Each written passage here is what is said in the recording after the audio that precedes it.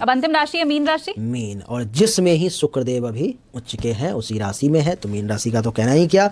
Mean राशि वालों के लिए चौथा यही मीन राशि है जिसमें राजयोग बन रहा है, यानी कि मालव्य नामक राजयोग। चौथी राशि मीन है। एक तो आपकी हो गई मिथुन, दूसरी हो गई आपकी धनु, एक और कन्या, और चौथी राशि हो गई आपकी मीन। ये 4 राशि है जिसमें राजयोग बन रहे हैं, जिसमें अंतिम मीन है। तो प्रथम भाव में शुक्र के आने से कारण तो सबसे पहले किसी भी व्यक्ति का चेहरा कितना भी बदसूरत क्यों ना हो, इस समय चेहरा चमकने लगेगा। इस समय महिलाओं को ब्यूटी पार्लर जाने की जरूरत नहीं पड़ेगी, पुरुषों को ज़्यादा क्रीम लगाने का आवश्यकता नहीं होगी, ऐसे ही चेहरे पर में चमक आ जाएगा, क्योंकि शुक्र के पास अपना प्रकाश है। जैसे सूर्य के पास प्रकाश है वैसे शुक्र के पास अपना प्रकाश है। उसके प्रभाव से जब शादी विवाह होती है तो सुबह में कहते हैं कि एक तारा देखो, ध्रुव तारा या कोई तारा, या बहुत जगह अलग अलग नाम कहते हैं, वो तारा और कोई नहीं शुक्र ही होता है।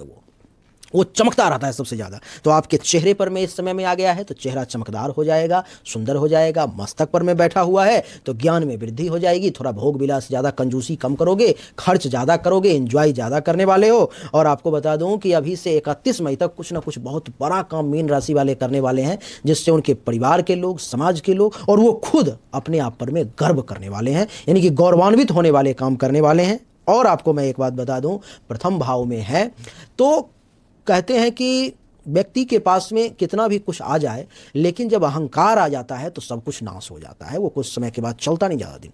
लेकिन सबसे बड़ी बात कि आप में मीन राशि वाले विनम्रता बनी रहेगी, आप विनम्र रहेंगे इस समय में। तो विनम्रता सबसे बड़ा गुण है और इसी के बदौलत आप राजयोग को हासिल करने वाले हैं। बहुत शानदार। और अगर ऐसा कुछ गौरवान्वित वाला क्षण आपके जीवन में आया है तो ये 31 मई के पहले पहले आप हमें बता भी दीजिए। जितने भी मीन राशि वाले हैं, ये अगर आपके जीवन में घटित हो चुका है या आप होते देख रहे हैं तो प्लीज आप कमेंट सेक्शन में हमें जरूर बताइए। तो भोग विलासिता देने वाला, सुख समृद्धि देने वाला शुक्र सभी के जीवन में खुशियां लेकर के आए, उन्हें और ज्यादा अमीर धन धान्य देने वाला बनाए, बस हमारी भी यही कामना है। और बहुत शुक्रिया आपका राजा मिश्रा जी कि आप आए हमारे पॉडकास्ट में और न सिर्फ राशियों के बारे में लोगों को बताया, उनके ज्योतिष भी आपने स्ट्रॉन्ग किया है आज।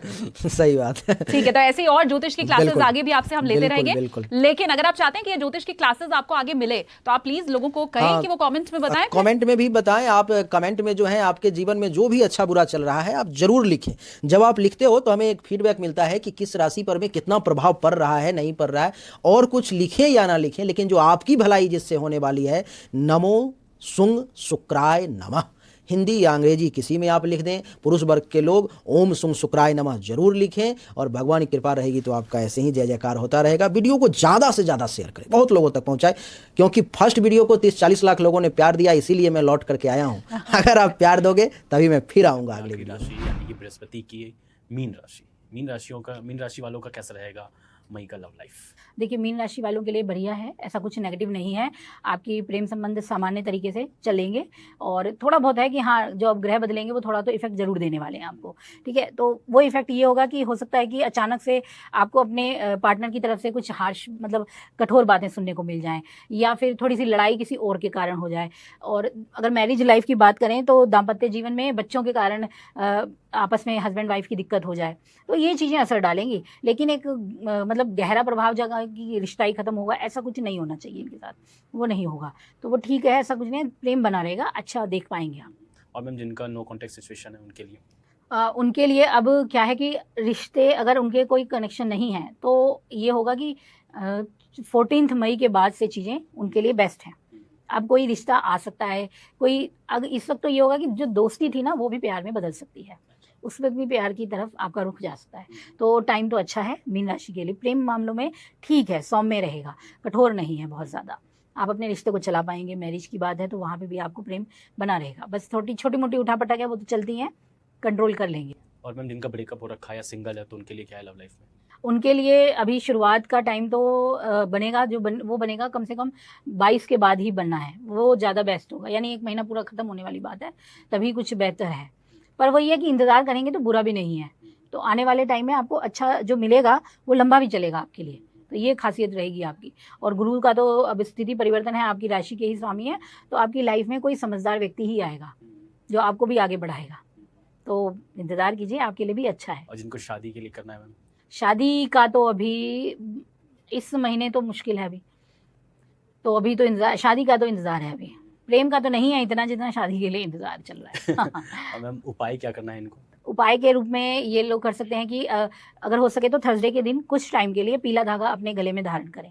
ठीक है, पीला धागा नहीं पहन सकते हैं तो आप क्या कीजिए कि थर्सडे के दिन ही येलो थ्रेड धागा लीजिए और इसे श्री विष्णु मंदिर में रख के आइए, भगवान विष्णु जी के पास, और अपने अगर रिश्ते में कोई दिक्कत है कुछ भी है तो उन्हें बोलिए, और ये कम से कम 3 थर्सडे जरूर कीजिएगा ये उपाय, तो उससे बेहतर होगा चीज़ें, मतलब मजबूती आएगी, बंधन मजबूत होंगे।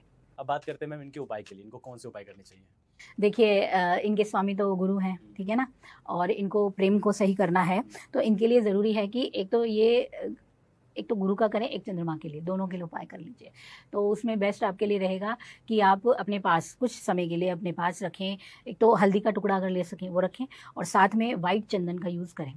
दोनों को अपने पास कुछ समय के लिए रखिए, कम से कम ये 18 तारीख तक तो रखिए चीज़ों को अपने पास, ठीक है। अगर अपने पास नहीं रखते तो बेड के नीचे रखिए जहाँ सोते हैं, ठीक है। उससे अगर कोई नेगेटिव चीज़ है, कुछ परेशानी आ रही है, बात नहीं बन रही है, तो वो ठीक होने लगेगी।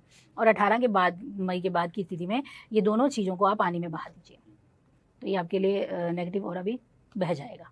चलिए मैम, आपने तो बहुत अच्छी तरीके से समझाया कि जो ग्रह गोचर करने वाले हैं उनसे क्या प्रभाव पड़ने वाला है सभी 12 राशियों पे, किनको धोखा मिलने वाला है, किनको प्यार मिलने वाला है। फिलहाल आज के लिए इतना ही, नमस्कार। छोटा सा सवाल, और मैं चाहती हूँ क्योंकि बहुत लंबा ये पीरियड हो गया ना, तो हम उसको शॉर्ट में निपटाएं कि कैसे शुक्र एक ही स्थिति में रहते हुए, वो कुंडली में उसी जगह पे, उसी अक्षांश रेखांश पे भी शायद रहते हुए एक व्यक्ति को बहुत अमीर और बहुत अच्छा भविष्य वाला बनाता है, और दूसरा कोई होता है जो गरीब रहता है। ये कैसे संभव होता है? किसी भी लग्न की कुंडली है, चाहे वो मेष, वृष, मिथुन, कर्क, सिंह, कन्या, तुला, वृश्चिक, धनु, मकर, कुंभ, मीन, किसी भी लग्न की अगर कुंडली है तो उसमें एक चीज को देखना बहुत जरूरी है कि उस पर भी किसी पापक ग्रह की दृष्टि तो नहीं है। जैसे आप देख लो, कोई ऐसा व्यक्ति होता है जिसकी पत्नी तो है लेकिन उसके अलावा उसका कई लोगों के साथ अफेयर है। ऐसा क्यों होता है? शुक्र जिसके भी कुंडली में मंगल के साथ बैठा हुआ है, शुक्र जिसके भी कुंडली में राहु से युति बना रहा है, उसके कुंडली में आप देखोगे कि उसके चरित्र भी गिरे हुए होंगे, और उसके पास में धन दौलत रुपया पैसा आज है भी तो भी कल नहीं रहेगा, वो बर्बाद हो जाएगा, वो खत्म हो जाएगा। तो सबसे ज़्यादा महत्वपूर्ण है किसी पापक ग्रह की दृष्टि तो नहीं है, किसी पापक ग्रह के साथ तो शुक्र नहीं है, ये देखना बहुत जरूरी है। आप कभी भी जितने भी दर्शक हैं जो देख रहे हैं, अपनी अपनी कुंडली उठा करके देख लें। अगर आपके कुंडली में शुक्र के साथ मंगल की युति है, अथवा शुक्र मंगल के घर में है, मंगल शुक्र के घर में है, या शुक्र के साथ राहु केतु या शनि की युति है, उन सभी व्यक्ति का एक से अधिक लोगों से अफेयर होगा। आप खुद अपनी कुंडली देखें और अपने बारे में आप बेहतर जानते हैं। अच्छा, हाँ, तो ये बड़ी शानदार सी चीज है कि आप कैसे किसी की कुंडली देखकर उसका व्यक्तित्व खुद पता कर सकते हैं। उसके लिए आपको किसी एक्सपर्ट की जरूरत नहीं है। ये बहुत शॉर्ट में आपने बता दिया। और फिर मुझे लगता है लोग, अगर किसी को डाउट है कि जी हमारे पार्टनर का तो किसी के ज्यादा अफेयर चल रहा है, वो सबसे पहले पार्टनर की कुंडली देखना शुरू कर देंगे। चेक करें। डिटेक्टिव वाला काम आपने बता दिया। कई लोग मेरे पास में तो डेली लगभग जो प्रश्न, जैसे कि 30 से 40 कुंडली मैं रोज देखता हूँ, तो उसमें से लगभग 5 से 10 कुंडली इस प्रकार की होती है कि ये जो मेरा बॉयफ्रेंड है इसका कहीं और तो चक्कर नहीं चल रहा, ये जो मेरी गर्लफ्रेंड है क्या इसका किसी और के साथ तो अफेयर नहीं चल रहा, मेरे पति, मेरे पत्नी, यानी कि ये प्रश्न जरूर आते हैं। इसलिए मैंने ये बता दिया कि बिना मेरे तक पहुंचे हुए आप इसको चेक कर सकते हो अगर ये परेशानी आती है। मैं एक बार फिर से रिपीट कर दूं, आपके कहने का मतलब पाप ग्रह का मतलब है शनि, मंगल, राहु, केतु। अगर शुक्र के साथ युति हो रही है, बैठे हुए हैं वो साथ में, या दृष्टि अगर पड़ रही है, तो ऐसे शख्स का अफेयर जरूर होगा, कई अफेयर होंगे। तो ये मतलब लाइफ लॉन्ग कभी लॉयल नहीं रहते हैं। इनका कभी भी मन बहक सकता है। इसके लिए उपाय, रास्ता है जिससे कि वो बच सकें। अगर उनका पार्टनर है, वो कुंडली में देख रहे हैं, मैंने तो बहुतों को कुंडली देखी है जिसमें कि पूछा कि आपका अफेयर है, हाँ गुरुजी अभी तो नहीं है लेकिन पहले था, अभी ठीक हूँ। बहुत महिलाएं, बहुत सारे पुरुष। तो जिसके कुंडली में भी इस प्रकार का अगर परेशानी, अगर पत्नी अगर देख रही है कि पति के कुंडली में, तो अभी आज से लगभग 2 महीने पहले की बात है, एक 70 साल की महिला अपने 75 साल के पति के लिए कुंडली दिखाई और कहा कि इसका अफेयर एक 23-24 साल की लड़की के साथ चल रहा है और बच्चे भी नहीं सुन रहे मेरा तो मन अब करता है कि मैं आत्महत्या कर लूं, क्योंकि इस उम्र में भी अब हमें ये देखना पड़ रहा है, पति घर नहीं आते, बच्चों को कह रही हूं तो बच्चे नहीं सुन रहे। तो उसकी कुंडली जब देखा तो ऐसा योग देखा, तो उससे पूछा कि ये पहली बार हुआ है या इससे पहले भी? तो नहीं गुरुजी, कई बार होता रहा है लेकिन इस बार तो इसने हद कर दिया, उसको छोड़ ही नहीं रहा है ये।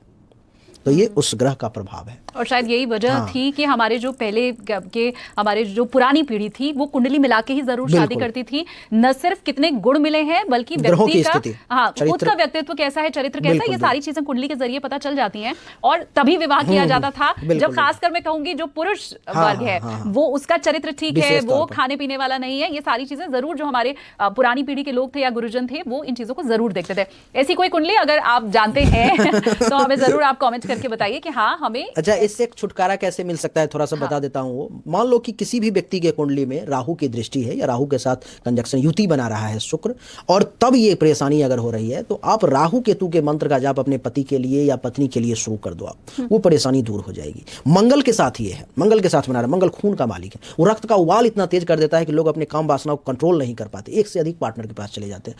तो उस समय में आपको क्या करना है, मंगल को शांत करना है। तो मंगल के मंत्र का जाप आप शुरू कर दो, परेशानी ज्यादा नहीं, मात्र 2-3 महीने में वो प्रभाव दिख जाएगा कि वो कम हो गई, अब वो नहीं जा रहे। और जब तक आप करते रहोगे तब तक आपका पार्टनर बहकेगा नहीं। कई लोग ये फोन करते हैं, गुरुजी कोई ऐसा उपाय बताओ जिससे कि मैं पति को बस में ही कर लूं, पत्नी को बस में ही कर लूं, बसीकरण कर लूं, जिसके उसका दिमाग ही ना काम करे, उधर ना जाए। तो ऐसे उपाय में ना पड़े, क्योंकि जगह जगह पर कभी बाथरूम में जाओ, कभी रेल में जाओ, कभी ऑटो पर में देखो तो ये बंगाली बाबा, तो बिहारी बाबा, तो कोई बाबा, तो इस प्रकार लोग ठग लेते हैं, बेवकूफ बना देते हैं और लाखों लाखों रुपए लोग बर्बाद कर देते हैं। बाकी ऐसा होता नहीं है कुछ। तो आप मंत्र के सहारे खुद से आप जाप करें। आप विशेष अगर आपको कुंडली दिखानी है तो आप मुझे जानते हो, मिश्रा फॉर यू चैनल है मेरा, वहां पर भी जा करके आप मुझसे कांटेक्ट कर सकते हो। ठीक है, तो ये मुझे लगता है आज का हमारा ये ऐसा पॉडकास्ट है जो अगर आपने पूरा देखा है तो थोड़ा बहुत ज्योतिष का ज्ञान भी आपको इसी के जरिए हो जाने वाला है।